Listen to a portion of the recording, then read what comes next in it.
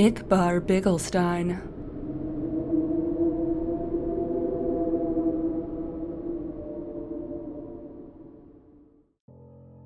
When I was a small child, I was terrified of the dark. I still am, but back when I was around 6 years old, I couldn't go a full night without crying out for one of my parents to search beneath my bed or in my closet for whatever monster I thought was waiting there to eat me. Even with a nightlight, I would still see dark shapes moving around the corners of my room, or strange faces looking in on me from my window. My parents would do their best to console me, telling me that it was just a bad dream or a trick of the light. But in my young mind, I was positive that the second I fell asleep, the bad things would get me. Most of the time, I would just hide under the blankets until I became tired enough to stop worrying. But every now and then, I would become so panicked that I would run screaming into my parents' room, waking up my brother and sister in the process. After an ordeal like that, there would be no way anyone would be getting a full night's rest. Eventually, after one particularly traumatizing night, my parents had had enough. Unfortunately for them, they understood the futility in arguing with a 6-year-old and knew that they would be unable to convince me to rid myself of childish fears through reason and logic. They had to be clever. It was my mother's idea to stitch together my little bedtime friend. She collected a large assortment of random pieces of fabric and her sewing machine and created what I would later refer to as Mr. Ickbarr Bigelsteine, or Ick for short.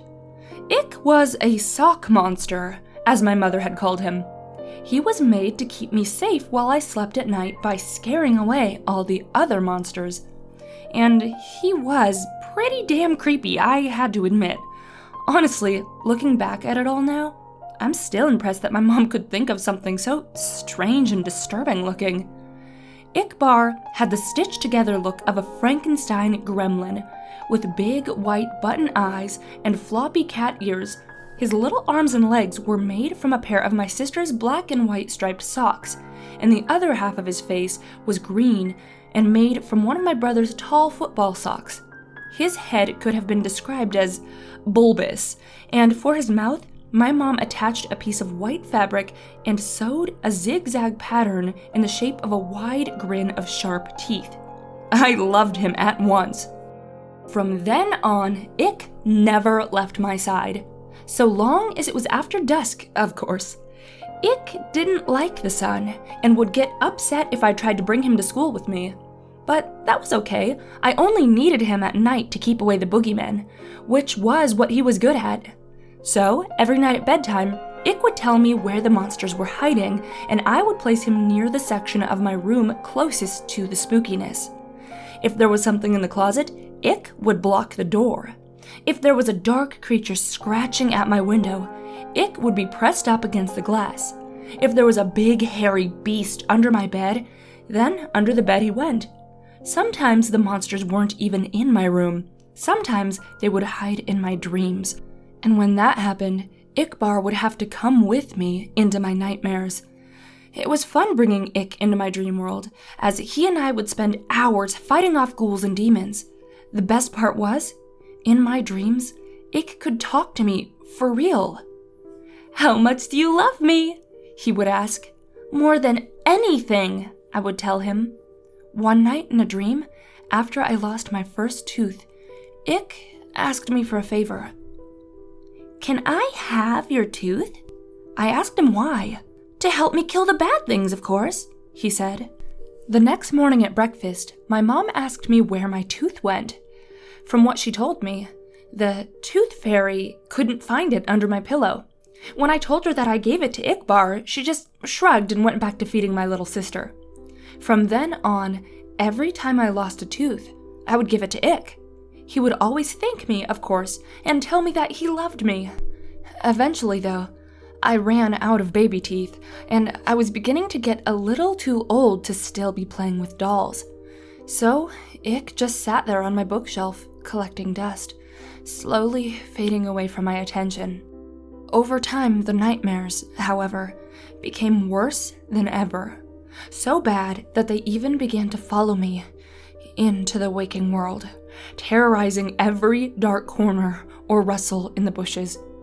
After one particularly bad night biking home from a friend's house where I swore a pack of rabid dogs were chasing me, I got home to find something strange waiting for me in my room. There, on my bed, standing fully upright in the soft glow of the moonlight from my window, was Ickbar. At first, I just thought my eyes were playing tricks on me again. I mean, they had been all evening, so I tried to flick on the lights. Another flick of the light switch, then another, and another, with no change to the darkness. It was then that I started to get nervous. I backed away slowly towards the door behind me, my eyes never leaving the shape of Ick's silhouette, my hand awkwardly outstretched behind me, reaching for the doorknob. It was just as I was about to get out of there when I heard the door slam itself shut, locking me into the blackness. In nothing but shadows and silence, I stood frozen in place, not even breathing. For how long I can't say, but after what felt like a lifetime of cold fear, I heard the shrill, familiar voice. You stopped feeding me, so why should I protect you? Protect me? From what? Let me show you. I blinked once and everything changed. I wasn't in my bedroom anymore. I was somewhere else. It wasn't hell, but the comparison wasn't far off. It was some sort of forest, a horrible, nightmarish place where partial embryonic abortions hung from the canopy and the ground swarmed with carnivorous insects. A thick fog wafted through the air, and with it the stench of rotting meat, while chartreuse lightning flashed across the sky. In the distance, I could hear the agonizing screams of something not quite human. My heart throbbed like it was about to explode, the pain forcing out a river of tears. In my mind, I heard his voice again. This is what your reality would become without me. I felt earth-shaking footsteps approaching fast. I'm the only one who can stop it. It was behind me now, huge and angry, hot breath across my back. Bring me what I need, and I will. I woke up before I could turn around. The following day, I raided my parents' closet for my brother's baby teeth, giving them all to Ickbar. Almost immediately, the night terror ceased, and I was more or less able to go about my life as normal. From time to time, I would have to sneak into my little sister's room and snatch what was meant for the tooth fairy, or capture some unfortunate small animal around the neighborhood for its little incisors. Anything to ward off the visions. Anything, from a shark tooth necklace to a cavity-ridden bicuspid. I also began to notice that Ick would move around my room whenever I left for any length of time, rearranging my stuff and hanging additional curtains. He was even beginning to look more lifelike somehow. In the right light, his teeth would glisten, and he was warm to the touch.